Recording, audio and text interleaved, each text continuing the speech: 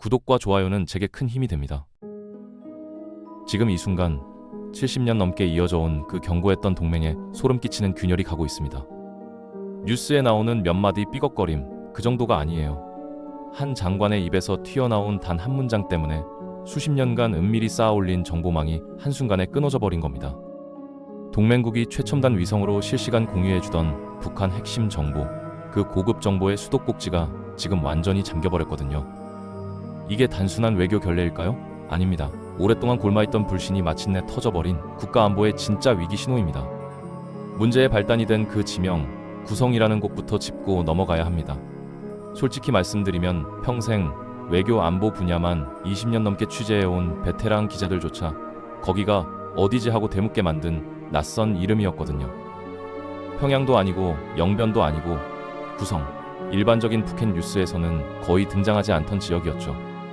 그런데 담당 장관은 국회라는 공개된 자리에서 이 생소한 지명을 정확히 콕 집어서 말했습니다. 거기에 고농축 우라늄 시설이 있다. 그냥 있는 정도가 아니라 90% 농축도를 가진 무기급 우라늄을 뽑아내고 있다. 이렇게 수치까지 딱 박아서 단정 지어버린 겁니다. 한번 상상해보세요. 국정원에서 30년을 근무하고 은퇴한 박 국장님 같은 분이 이 뉴스를 TV로 봤다면 어땠을까요? 아마 리모컨을 떠뜨리셨을 겁니다. 정보기관 세계에서 지명 플러스 농축도 퍼센트라는 조합이 얼마나 치명적인지 그 바닥에 있어 본 사람은 다 알거든요. 이건 추측성 발언이 아니에요. 정부가 구체적인 첩보를 이미 손에 쥐고 있고 그 대상을 계속 들여다보고 있다는 뜻이 되는 겁니다. 더 심각한 건 이런 수준의 정보는 우리가 혼자 힘으로 얻어낼 수 있는 게 아니라는 점이죠.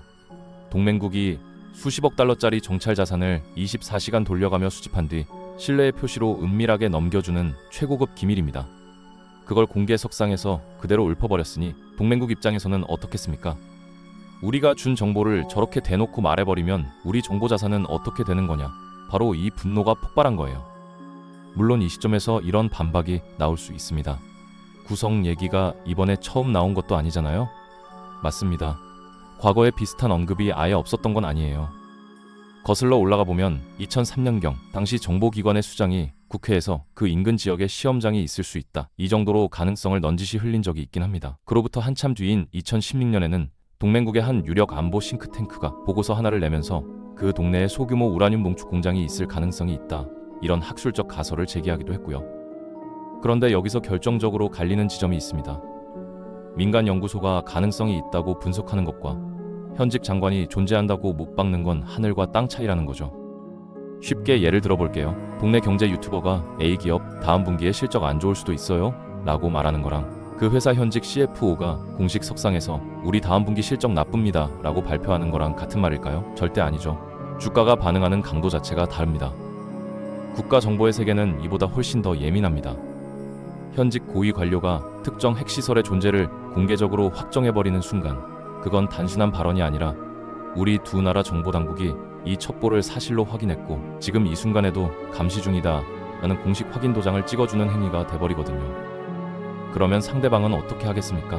아, 저쪽에서 우리를 들여다보고 있구나. 그럼 어떤 방식으로 보고 있을까? 위성인가? 감청인가? 내부자인가? 역추적이 시작되는 거죠. 정보 수집 자산과 역량이 통째로 노출될 위험. 이래서 정보기관 입장에서는 이런 유출이 상상할 수 있는 가장 치명적인 실패로 분류되는 겁니다. 정보 유출을 직감한 동맹국의 대응은 솔직히 말해 외교 교과서에서나 보던 수준이 아니었습니다. 훨씬 더 빠르고 훨씬 더 거칠었어요. 한반도 방어에 최일선을 책임지는 주둔군 총사령관이 직접 헬기를 타고 국방부 청사에 내리꽂듯 찾아온 겁니다. 이게 얼마나 이례적인 일인지 군 출신이신 50대 최소령님 같은 분들은 단번에 체감하실 거예요. 평소 같으면 실무진 선에서 의견 교환으로 끝낼 사안을 별 4개짜리 총사령관이 몸소 움직였다는 건 사실상 최후 통첩과 다름없는 신호거든요. 그리고 그 자리에서 실제로 최후 통첩이 나왔습니다. 앞으로 북한 관련 핵심 군사 정보 한국 측에 공유하는 걸 전면 제한하거나 아예 중단하겠다. 이 말을 면전에서 듣는 겁니다. 이게 끝이 아니에요. 거의 동시에 대사관에 주재하는 정보 담당 고위 관계자도 별도로 움직였습니다. 우리 정보기관 카운터파트를 따로 접촉해서 강한 유감과 경고를 전달한 것으로 확인됐죠. 한 채널이 아니라 두 채널로 동시에 압박이 들어왔다는 뜻입니다. 그 결과가 지금 현실로 나타나고 있습니다. 동맹국의 최첨단 정찰 위성을 통해 실시간으로 흘러들어오던 대북 고급 정보, 그 데이터 스트림이 실제로 뚝 끊어져 버린 거예요. 눈과 귀가 한꺼번에 막힌 상황이죠. 정부는 겉으로는 여전히 동맹국과 긴밀하게 소통 중이라고 발표합니다. 그런데 안에서 벌어지는 풍경은 전혀 다릅니다. 끊어진 정보망을 어떻게든 되살려보려고 비상체제를 돌리며 전전긍긍하고 있다는 얘기가 흘러나오고 있거든요. 바깥으로는 아무 일 없는 척, 안에서는 불이 난 상태. 이 이중적인 모습이 지금 사태의 심각성을 가장 정직하게 보여주는 장면입니다. 파장이 걷잡을 수 없이 번지자 담당 장관이 직접 해명에 나섭니다. 그런데 이 해명의 방향이 꽤나 흥미로워요. 제가 말한 건 동맹국의 기밀이 아니라 이미 공개된 외부 문헌을 바탕으로 한 겁니다. 이렇게 선을 그어버린 거죠. 구체적으로는 미국의 한 유명 안보 싱크탱크를 찍어서 언급했습니다. 그 연구소가 발행한 공식 보고서를 통해서 해당 지역의 핵시설 존재가 이미 여러 차례 제기되어 왔다. 그러니까 자기는 새로운 기밀을 뿌린 게 아니라 이미 전 세계가 다 알고 있는 공개 정보를 인용했을 뿐이다. 이런 논리 구조인 거죠. 이 해명에 담긴 속내를 읽어내야 합니다. 동맹국이 제기하는 혐의, 즉 너희가 우리 비밀을 누설했다는 치명적인 프레임에서 일단 빠져나와야 하거든요. 그래서 권위 있는 외부 기관의 이름 뒤로 몸을 숨긴 겁니다. 공신력 있는 제3자를 방패막이로 세워서 이 위기를 일단 모면해보겠다. 그런 전략이었죠. 장관은 여기서 멈추지 않았습니다. 자기 소셜미디어 계정까지 동원했거든요. 거기에 해당 연구소의 이름을 아예 직접 거론해가면서 내 발언은 새로운 군사 기밀 누설이 결코 아니다라고 공개적으로 항변을 이어갔습니다. 사실상 여론을 향해 직접 호소한 셈이죠. 문제는 이런 해명이 불을 끄기는커녕 오히려 기름을 부어버렸다는 겁니다. 왜냐하면 장관이 스스로 특정 연구소를 출처라고 지목해버린 이상 이제 그 연구소가 가만히 있을 수 있겠습니까? 자기들이 쓰지도 않은 내용을 썼다고 인용당하는 상황이 된 거잖아요. 결국 이 해명은 기밀 유출이냐 아니냐라는 논쟁을 장관의 말이 진짜냐 가짜냐라는 더 원초적인 진실 공방으로 번지게 만드는 불씨가 되고 말았습니다. 장관이 출처로 지목한 그 싱크탱크, 거기서 정말 이례적인 일이 벌어집니다. 보통 이런 기관들은 정치적인 논란에 휘말리는 걸 극도로 꺼려요. 조용히 연구 보고서나 발표하고 빠지는 게 관행이거든요. 그런데 이번엔 달랐습니다. 해명 보도가 나가자마자 연구소 측에서 즉각 공식 입장을 내놨습니다. 그것도 아주 강한 톤으로요. 이 연구소에서 한반도 문제를 총괄하는 최고위급 전문가가 직접 마이크 앞에 섰거든요. 이분이 뭐라고 했느냐? 장관의 주장은 사실과 전혀 다르다. 정면으로 들이받아버린 겁니다. 핵심은 이거예요. 우리 연구소는 장관이 언급한 그 특정 지역의 우라늄 농축 시설에 대해 단 한 번도 공식 보고서를 작성한 적이 없고 발간한 적도 없다. 이렇게 한치의 여지도 남기지 않고 선을 그어버렸습니다. 더 인상적이었던 건 덧붙인 표현이었어요. 잘못된 사실관계를 바로잡기 위해 불가피하게 공식 입장을 밝힌다. 이 한 문장이 정말 묵직합니다. 학술기관이 이런 단호한 문장을 쓴다는 건 쉽게 말해 거짓말하지 말라는 말을 아주 점잖게 표현한 거거든요. 장관 입장에서는 이게 어떤 상황이냐. 본인이 방패막이로 세운 그 권위 있는 기관이 전 세계 언론 앞에서 저 사람 말 틀렸다고 공개 선언해버린 겁니다. 자기가 끌어다 쓴 우산이 갑자기 뒤집혀서 자기 얼굴을 때린 격이죠. 이 장면을 지켜본 외교가 관계자들의 반응이 의미심장합니다. 30년 넘게 외신만 담당해온 이 부장 같은 베테랑 기자는 이런 사례를 평생 서너 번밖에 본 적이 없다고 말할 정도예요. 세계적으로 권위 있는 연구기관이 동맹국 고위 관료의 발언을 이렇게 직접 부인하는 건 외교적으로 거의 사망 선고에 가까운 사건입니다. 장관은 도덕적 타격에 더해 발언 자체의 신뢰성까지 완전히 잃어버렸습니다. 싱크탱크의 강력한 반박 한 방으로 장관이 벼랑 끝까지 몰리자 이번엔 소관행정부처가 구원투수로 등판합니다. 그런데 이 부처가 꺼내든 논리가 솔직히 듣고 있으면 헛웃음이 나올 정도였어요. 부처 관계자는 새로운 단서 하나를 들고 나옵니다. 문제의 그 연구소 산하에 북한 전문 매체가 하나 있는데 거기서 과거에 용덕이라는 지명을 스치듯 다룬 적이 있다는 거예요. 여기서부터 논리의 비약이 시작됩니다. 행정구역을 한번 펼쳐놓고 보세요. 용덕이라는 작은 마을이 있고 그 마을이 속한 더 큰 지역 단위가 바로 구성입니다. 그러니까 용덕은 구성에 포함되는 하위 동네인 거죠. 부처는 바로 이 지리적 포함 관계를 방어 논리의 핵심으로 삼아버렸습니다. 이렇게 주장하는 겁니다. 장관이 그 매체에서 용덕이라는 단어를 받고 그걸 그냥 행정구역상 상위 개념인 구성으로 뭉뚱그려서 표현했을 뿐이다. 그러니까 새로운 정보를 누설한 게 아니라 이미 공개된 자료를 조금 더 큰 범위로 말했을 뿐이다. 한번 비유를 해볼까요? 어떤 사람이 서울 강남구 역삼동에 내 집이 있다는 글을 어디서 읽었다고 칩시다. 그걸 본 사람이 다른 자리에서 서울에 그 사람 집 있습니다 라고 말했다. 이게 정보 유출이 아니라고 우기는 거랑 똑같은 구조예요. 범위만 넓혔을 뿐이니 문제없다. 이런 식이죠. 이게 얼마나 본질을 피해가는 해명인지는 누가 봐도 명백합니다. 지금 논란의 본질은 지명을 정확히 말했느냐 뭉뚱그려 말했느냐가 아니잖아요. 동맹국의 기밀 정보를 한국 정부가 공개석상에서 확인해줬느냐가 본질이거든요.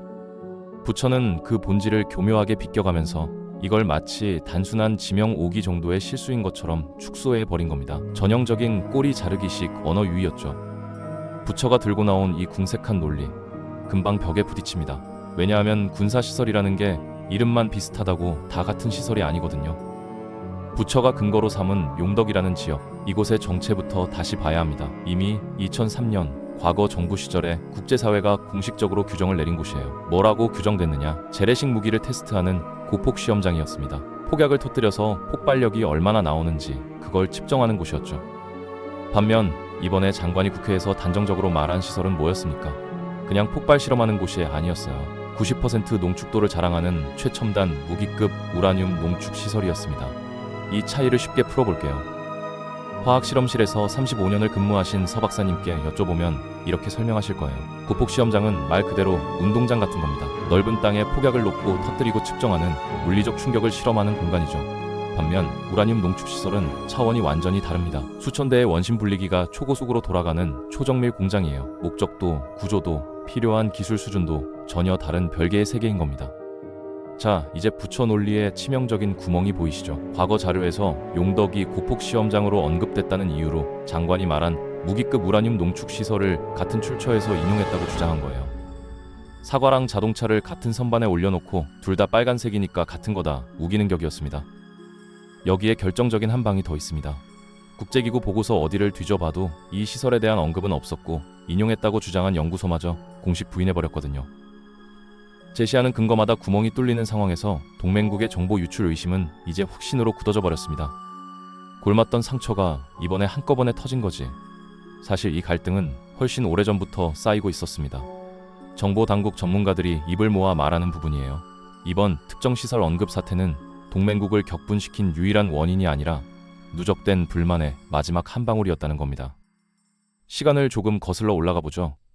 현 정부가 출범한 직후부터 소관부처는 비무장지대의 출입 통제 권한을 건드리기 시작했습니다. 지금까지 유엔군 사령부가 관리해오던 이 권한을 우리 쪽으로 넘겨받아야 한다. 이렇게 지속적으로 주장해왔거든요. 이 얘기가 나올 때마다 동맹국의 심기가 얼마나 불편했을지 짐작이 가시죠. 여기서 끝이 아니었습니다. 사실상 효력을 잃고 종잇장이 되어버린 과거의 남북 군사 합의, 이걸 되살려야 한다는 얘기가 또 나왔습니다. 거기에 더해 정례적으로 돌아가던 연합훈련의 규모와 방식도 북한을 자극하지 않는 방향으로 조정하자는 압박까지 이어졌죠. 동맹국 입장에서는 하나하나가 다 불편한 신호였습니다. 결정타는 올해 7월에 터졌어요. 설마 이런 일까지 벌어질까 싶었던 사건이 실제로 벌어진 겁니다. 자국 내 수사기관이 주둔 동맹군의 핵심 군사기지를 강제 압수수색하러 들어간 거예요. 외교과에서 30년을 몸담은 한 전직 대사도 내가 현역일 땐 상상도 못했던 장면이라고 혀를 내둘렀을 정도였습니다. 지난 2월에도 심상치 않은 일이 있었죠. 주변 강대국의 전투기 대치 상황을 두고 양국 군 당국의 입장이 정면으로 엇갈렸거든요. 한쪽은 이렇다고 하고 다른 쪽은 아니라고 하고 동맹의 근간인 군사적 신뢰에 이미 거대한 금이 가고 있었던 겁니다. 이 모든 균열이 바닥에 깔려있던 상태에서 이번 우라늄 시설 발언이 방아쇠를 당긴 거죠. 이 정도 사태가 벌어졌으면 보통은 정부가 납작 엎드려야 정상이잖아요. 그런데 현실은 정반대였습니다. 정보 단절이라는 최악의 시나리오가 눈앞에서 펼쳐지고 있는데도 정부 당국의 태도는 놀라울 만큼 태연했어요. 우리가 뭘 잘못했다는 거냐? 오히려 우리가 억울한 입장이다. 이런 분위기가 당국 내부를 지배했습니다. 동맹국의 항의가 정당한지 아닌지를 따지기도 전에 일단 자기들은 결백하다는 결론부터 내려놓고 시작한 거죠. 더 놀라운 장면은 그 다음에 나옵니다. 국가 원수까지 직접 전면에 나서 버린 거예요. 무슨 말을 했느냐? 장관이 기밀을 누설했다는 의혹 제기 자체가 잘못된 전제다. 이렇게 문제를 일으킨 당사자를 적극적으로 감싸고 비호하는 모습을 보였습니다. 정상적인 위기관리 상황이라면 최소한 진상조사 정도는 지시하는 게 수순이잖아요. 그런 과정이 통째로 생략된 겁니다. 수뇌부가 이렇게 나오니까 부처 내부 분위기도 덩달아 거칠어졌습니다. 심지어 이런 목소리까지 튀어나오기 시작했어요. 그럼 우리도 똑같이 하자. 동맹국한테 주던 독자적인 대북 정보 우리도 전면 제한해버리자. 보복 조치를 하자는 극단적인 강경파가 고개를 들기 시작한 겁니다. 외교 안보 현장에서 20년 넘게 실무를 담당해온 한 전직 국장님의 표현을 빌리자면 지금 상황은 국가가 스스로 고립의 터널로 건너 들어가는 풍경이라고 하더라고요. 양국 간의 감정의 골이 돌이킬 수 없이 깊어지면서 정부 부처 내부에서는 동맹국을 향한 노골적인 불만과 적대적인 여론이 점점 세를 불려가고 있습니다. 가장 뼈아픈 실책은 따로 있습니다. 동맹국이 한 달 전부터 여러 경로로 경고 신호를 계속 보냈었거든요. 그런데 정부는 이걸 그냥 투정 부리는 거겠지, 딴지 걸기 수준이겠지 라고 치부해버렸습니다. 미리 수습할 수 있었던 골든타임을 스스로 걷어차버린 거죠. 이번 동맹 균열이 유독 뼈아픈 이유는 하필이면 이 타이밍에 터졌다는 점입니다. 외교 안보라는 게 언제나 타이밍의 예술이잖아요. 그런데 지금이 어떤 시점이냐, 이걸 들여다보면 가슴이 답답해집니다. 현재 양국 협상 테이블 위에는 국가의 100년 대계를 결정할 거대한 안보 현안들이 줄줄이 올라와 있거든요. 핵추진 잠수함 도입 문제, 우라늄 자체 농축 권한의 확대, 원자력 협정의 전면 개정, 하나하나가 다 국가의 미래를 바꿀 수 있는 묵직한 사안들입니다. 이게 얼마나 큰 의미냐면 20년 넘게 국방 분야만 취재해온 기자들도 내 커리어에 이런 협상팀 테이블이 다 한꺼번에 열린 적은 없었다고 말할 정도예요. 평상시라면 각각이 다 몇 년에 걸쳐 진행될 초대형 프로젝트인데 그게 지금 한꺼번에 추진되고 있는 겁니다. 그런데 문제는 이 모든 사업이 전적으로 동맹국의 신뢰와 협조 없이는 한 발자국도 못 움직인다는 거예요. 동맹국이 오케이 해줘야 핵 잠수함 기술이 들어오고, 동맹국이 동의해줘야 우라늄 농축 권한이 확대되고, 동맹국이 협상해줘야 원자력 협정이 바뀝니다. 그 신뢰가 지금 바닥으로 떨어진 거예요. 엎친 데 덮친 격이라는 말이 이럴 때 쓰는 표현입니다. 적성국은 올해에만 벌써 7차례나 고도화된 탄도미사일을 쏘아 올렸어요. 단순한 위협 수준이 아니라 실질적인 도발 수위를 최대로 끌어올리고 있는 상황입니다.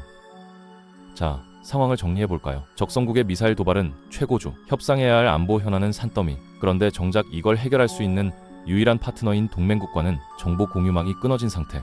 눈과 귀가 막힌 채로 예측 불가능한 핵 위협에 홀로 맞서야 하는 상황. 이걸 뭐라고 불러야 할까요? 안보 공백이라는 말로도 다 담기지 않는 그야말로 치명적인 국가적 위기입니다. 진짜 동맹이라는 건 평온한 날씨에 빛나는 게 아닙니다. 폭풍우가 몰아칠 때 서로의 손을 놓지 않는 그 순간에 진가가 드러나는 운명 공동체죠. 그런데 지금 양국은 거대한 안보 위협을 코앞에 두고도 자존심 싸움과 감정 대립으로 등을 돌리고 있는 가장 안타까운 형국입니다. 많은 전문가들이 입을 모읍니다.